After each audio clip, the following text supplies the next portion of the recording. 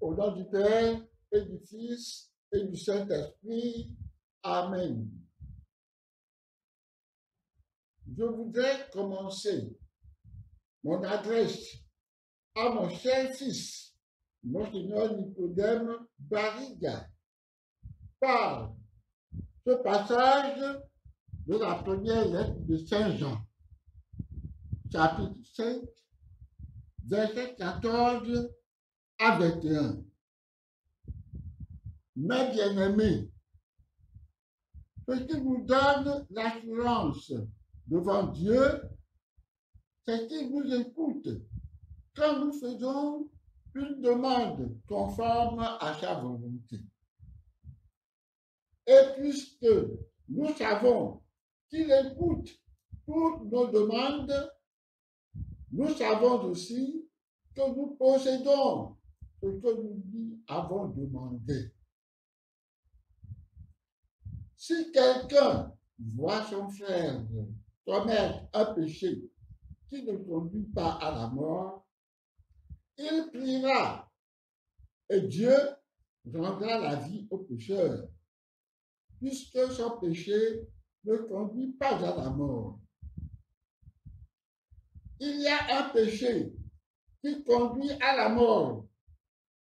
Ce n'est pas pour celui-là que je dis de prier. Tout ce qui nous oppose à Dieu est péché. Mais il y a des péchés qui ne conduisent pas à la mort. Nous le savons. L'homme qui est né de Dieu ne commet pas le péché. Le Fils qui est né de Dieu le protège et le mauvais ne peut pas l'atteindre. Nous savons que nous appartenons à Dieu alors que le monde entier est dominé par le mauvais. Nous savons aussi que le Fils de Dieu est venu nous donner l'intelligence pour nous faire connaître celui qui est vrai. Et nous sommes en celui qui est vrai, dans son Fils Jésus-Christ. C'est lui qui est le Dieu vrai et la vie éternelle. Mes petits enfants, prenez garde de ne pas vous mettre au service du mensonge. Mon très cher fils Nicodème Anani Barriga Bénissant, prends garde de ne pas te mettre au service du mensonge. Tu es mon fils préféré, que j'ai engendré avec tant d'amour, grâce au cardinal Gantin de vénérée mémoire que j'ai consulté et qui m'a félicité pour ton choix, en m'orientant pour réussir ce projet vers son éminence le cardinal Laiolo, le chargé d'annonciature apostolique au sein de la Secrétariat d'État au Vatican, qui seul pouvait mettre fin à ta carrière diplomatique de l'annonciature pour me permettre de présenter ton dossier à la Terre Noire comme candidat au poste d'évêque ou ajouteur sur le siège de Lomé. C'est à cause de ton trop jeune âge d'alors que le Saint-Père le Pape a préféré te nommer à Atapamé, en prélude à ta brillante élévation sur le siège d'archevêque métropolitain de Lomé. Par surcroît d'amour pour toi, après ton ordination épiscopale, je suis venu confidentiellement à ta famille, en tant que ton père dans l'épiscopat, te féliciter, t'encourager et te confirmer la belle perspective que la divine providence te prépare. Alors, une fois que tu es devenu archevêque métropolitain de Lomé, mes vœux pour toi sont pleinement réalisés et mon cœur est au comble de la joie. Pourquoi devrais-je mentir pour te faire du mal? Je pose à témoin la communauté nationale et internationale. Feu Hélène Kodjo l'a confirmé que lorsque Monseigneur Kodjo prend la parole, on se tient la tête dans les mains, car il dit la vérité sans phare ni ménagement pour plaire à qui que ce soit. Pourquoi donc tu insinuer que je suis en train de mentir sur ton compte en affirmant que tu as envoyé le père Étienne à Mouzou me porter la lettre dans laquelle tu m'informais du rôle de médiateur dont aurait chargé le pouvoir sortant de Fort Gnassingbé par l'intermédiaire de Gilbert Bawara et l'ancien ambassadeur français au Togo, Marc Dizy, en vue de trouver une sortie de crise amiable au contentieux post-électoral né des résultats controversés du scrutin de 22 février 2020. Le feu Étienne Amouzou, votre émissaire, s'est adressé à moi par l'intermédiaire de mon assistant personnel, Marc Mondji, à qui il a exprimé votre désir d'organiser une rencontre tripartite entre le pouvoir sortant et le réel vainqueur de l'élection, le candidat unique, porté par la dynamique qui porte mon nom, DMK, et vous-même, le médiateur, pour obtenir un accord consensuel honorable sur le dit contentieux. L'objet du dit accord énoncé par le père Étienne en votre nom serait de la part du pouvoir de reconnaître officiellement au vu et au su de la communauté tant nationale qu'internationale que Dr Agbeyomi Kodjo de la dynamique DMK est sans embâche le réel vainqueur du scrutin, mais que dans le but de préserver l'honneur dû au président sortant et lui favoriser une sortie honorable, il conserve à titre honorifique le fauteuil présidentiel et nommera Dr Agbeyomi Kodjo comme Premier ministre avec plein pouvoir et les avantages pécuniaires y afférents. La même information sera rapportée le 20 avril 2020 au domicile du président Agbeyomi, toujours par votre émissaire, à la personne du père Étienne Amouzou, par devant ma propre personne, entouré pour la circonstance des membres du Conseil des sages et du président élu lui-même, réunis à cet effet. Il m'est loisible, pour être tout à fait fidèle à l'esprit du film des événements qu'il y avait présent à cette rencontre en qualité de membre du Conseil des sages, le professeur Richard Aboki, le professeur Fidel Mensah-Lukupo, les anciens ministres Yaovi Adodo et Issa Samarou, l'ancien bâtonnier de l'Ordre des avocats du Togo et président de la CNDH, Maître Aaron Cordovi, sans oublier le révérend Père Étienne, votre porte-parole lui-même, Dr Aguillaume Fodjo, le vrai élu du peuple togolais, sorti des urnes le 22 février 2020, Marc Mongi, mon assistant personnel, et ma pauvre personne de prélat retraité nonagénaire.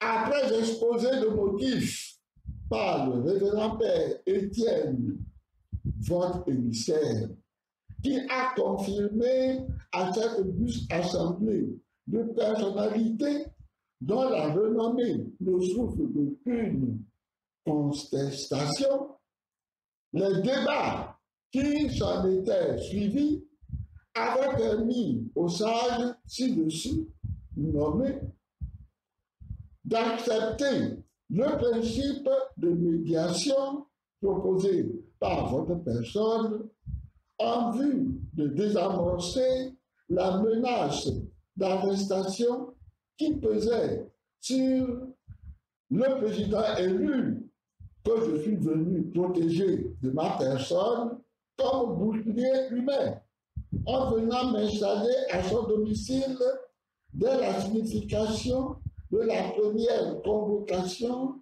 à lui adressée par Exploit Bussier. Pour être fidèle à mes habitudes, comme l'année Feu Édouard et de Kodjo, le principe de médiation que nous avons accepté était pour nous une stratégie savamment conçue en vue d'obtenir l'aveu officiel de reconnaissance par le pouvoir sortant du docteur Aguillaume Kodjo comme le vainqueur réel de l'élection présidentielle du 22 février 2020. Ainsi, une fois l'aveu officiel obtenu du pouvoir, nous ferons volte-face et revendiquerons le transfert du pouvoir au réel vainqueur avec preuve évidente provenant du vaincu. Je soupçonne que c'est la fuite de cette information parvenue aux oreilles de l'usurpateur qui a provoqué le changement brusque de leur posture et la prise d'assaut du domicile du vrai vainqueur par une horde de militaires puissamment armés qui connaîtra son apogée le 21 avril 2020 par l'arrestation musclée du président élu et de son entourage, y compris ma propre personne, violentée sans ménagement et conduit manu militari à ma résidence à Amadaoui. Pas de voie de mémoire. Précisons que j'avais signifié à votre personne, par les soins de votre émissaire, entendu le père Étienne Amouzou, que par le fait de votre médiation, par nous accepter, nous considérons que vous userez de tous vos pouvoirs discrétionnaires pour faire lever l'état de siège du domicile de l'élu et l'annulation pure et simple de toute procédure de poursuite judiciaire lancée contre sa personne. Au cas contraire, vous serez personnellement tenu responsable de tout ce qui adviendrait, puisque sur la base de cet accord de négociation, nous avons pris la décision de désactiver tout le dispositif de sécurité que nous avons prévu pour la protection du président et de son entourage. Je n'oublierai pas le détail de la scène émotionnelle, du cri de désespoir et d'alerte que j'ai poussé cette nuit fatidique et qui a connu le début du réel assaut du domicile de mon protégé. Rappelez-vous, au cours de cette nuit fatidique, au moment où l'armée se déployait dans les maisons environnantes pour l'assaut final, l'émotion étant au comble, aussi bien sur le territoire national que dans les pays du monde où l'événement était suivi en live, les uns retenant leur souffle, certains croisant désespérément les doigts, d'autres à genoux, récitant frénétiquement leur chapelet dans leur domicile, les églises, les couvents et partout ailleurs, mon assistant et moi-même étions au téléphone avec vous-même pour ce qui me concerne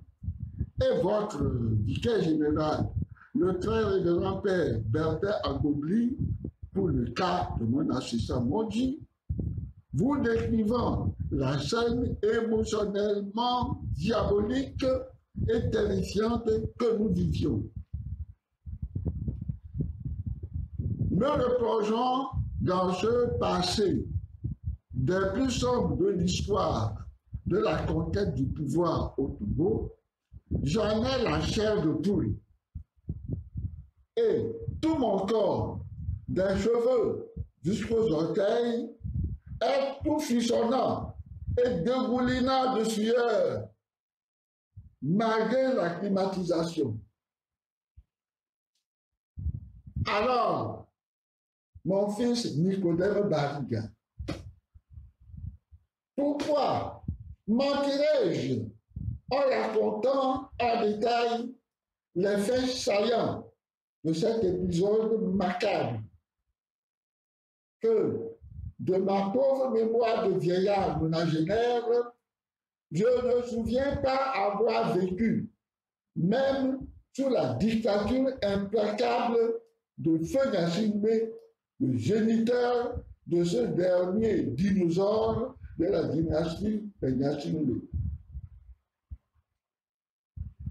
Mon fils, Monseigneur Nicodème, pourquoi cherches-tu à te dérober de tes responsabilités face à l'histoire?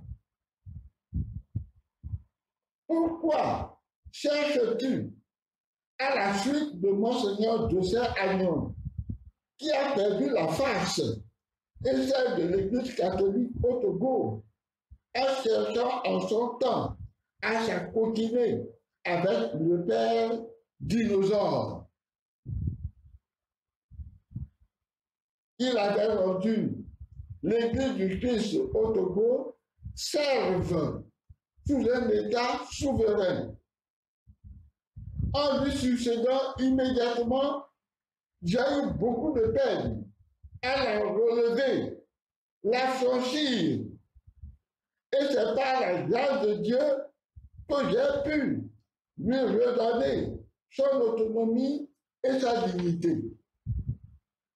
Pourquoi, disais-je, veux-tu à nouveau remettre l'Église sous les bottes de la dictature sanguinaire qui nous opprime depuis plus de 54 ans? Pourquoi ne dirais-tu pas simplement la vérité qui libère, élève et magnifie à l'image du Créateur qui n'est que vérité? Pourquoi encore une fois n'oserais-tu pas traduire dans les faits les belles paroles de ton chant poétique dont je cite ici volontiers ces quelques extraits? Seigneur, donne-moi la grâce de ne pas devenir complice d'une infamie par ambition, cupidité ou perfidie. Accorde-moi, Seigneur, la grâce de toujours combattre l'injustice, même au risque de perdre des amitiés ou des avantages que mon silence aurait peut-être acheté, la grâce d'être le premier à faire ce que je dis aux autres, en combattant avec courage ce que je dénonce. Oh, vraiment, la grâce de montrer le chemin, de m'y engager le premier, sans jamais chercher à le quitter, même si tous l'ont déserté. Accorde-moi, Seigneur, la grâce de ne jamais rester indifférent devant le mal, quel que soit celui qui le commet, la forme qu'il prend, le prétexte que l'on évoque pour le justifier et la malheureuse victime qui l'écrase. Ah! Accorde-moi, Seigneur, la grâce de ne jamais parler en faisant semblant, de ne jamais dire une chose en pensant à une autre. La grâce de ne pas acclamer le méchant par adulation, intérêt ou lâcheté. Eh bien, le fais-tu? La grâce de ne pas maquiller la vérité pour tromper la confiance de ceux qui comptent sur mon honnêteté. Accorde-moi, Seigneur, la grâce de ne jamais me taire par faiblesse, ni me cacher derrière de faux semblants pour justifier mon incohérence. C'est là ce qu'on attend de toi, mon fils, mon cher fils, mon Seigneur Nicodème. Tout le peuple togolais se tourne vers toi. Il attend que tu proclames en ton Dieu, le Créateur, la vérité qui libère en vue de l'alternance tant attendue au Togo en ta qualité de pasteur du troupeau de Jésus-Christ. Comme moi, mon fils, au nom de l'amour que je porte pour toi, Dieu m'est témoin. Je t'invite encore une fois à proclamer courageusement la vérité pour la délivrance de notre nation qui n'a que trop souffert et pour la magnificence de l'Église catholique, famille de Dieu au Togo, et par ricochet, l'Église catholique tout entière et le Saint-Siège apostolique.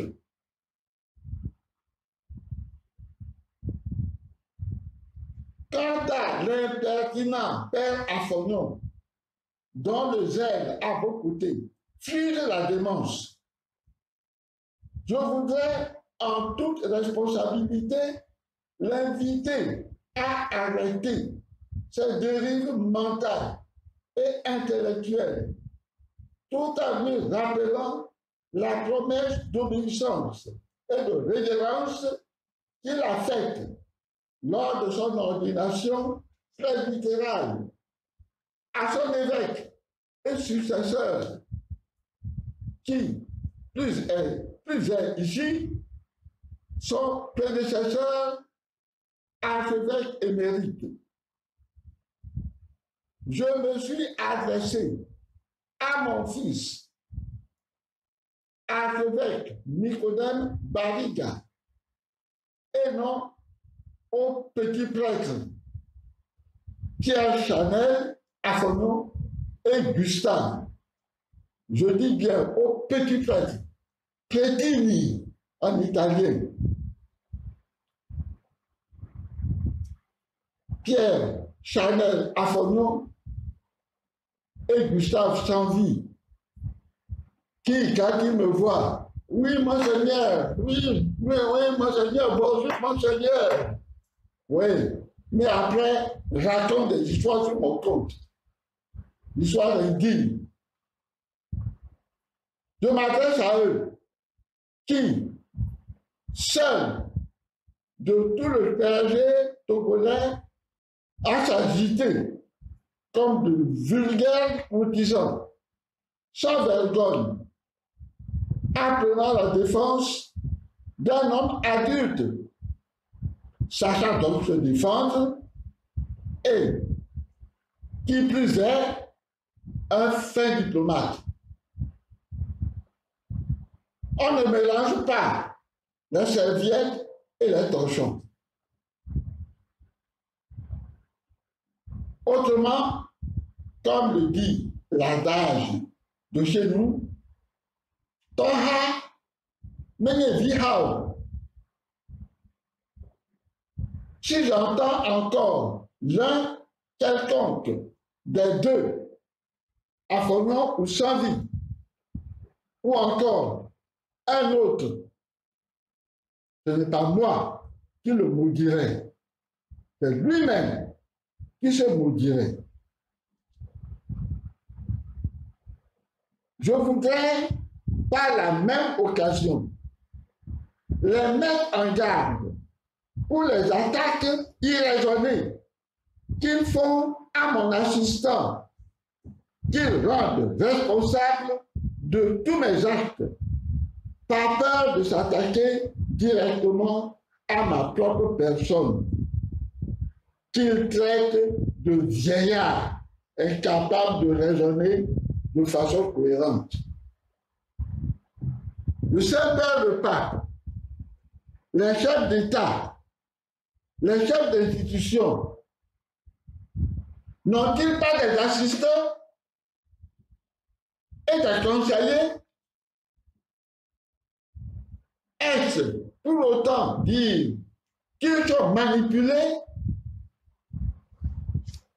Sachez que le seul péché de ce jeune homme, sur qui tout le monde tire, tant au niveau du pouvoir que de l'opposition, de mes collègues de l'épiscopat, du clergé, des religieuses, des fidèles de l'Église catholique, et même de ma famille biologique, c'est son grand mérite d'être le seul à avoir accepté de me suivre et de me prêter main forte, tantôt comme assistant, coursier, cuisinier, plongeur, tantôt communicateur, caméraman, électricien,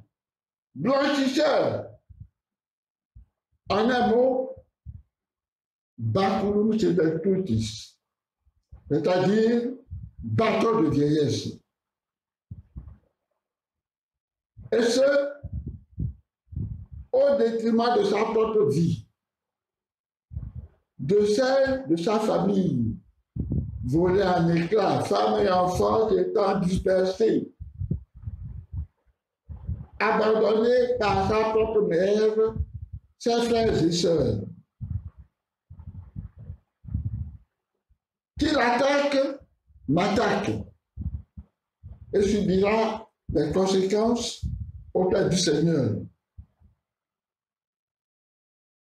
C'est Dieu lui-même qui lui en sera infiniment gré pour toutes les peines qu'il se donne d'être avec moi. Je termine en associant à mon appel de devoir de vérité au peuple, Monseigneur Benoît Alourou, président de la conférence épiscopale du Togo, qui se fait tout discret, heureux de ne pas se sentir jusque-là sous les projecteurs.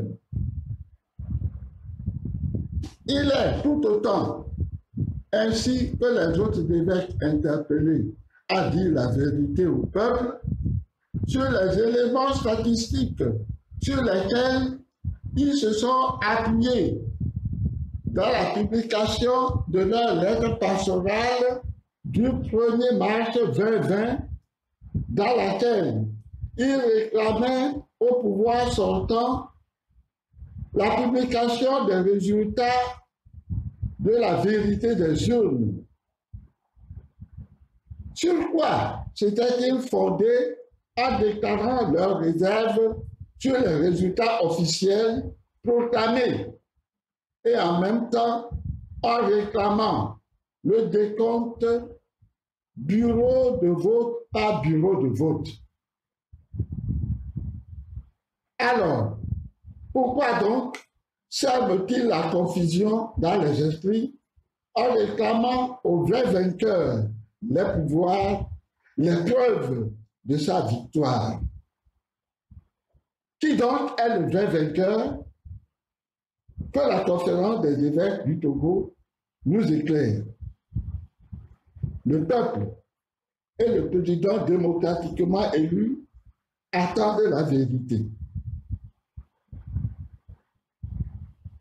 Je voudrais terminer en m'interrogeant moi-même sur le rôle d'un patriarche nonagénaire dans une nation s'il ne peut dire la vérité. À mon âge, pourquoi rêverais-je de dire la vérité? De mourir, j'ai conscience que j'ai déjà les deux pieds dans la tombe.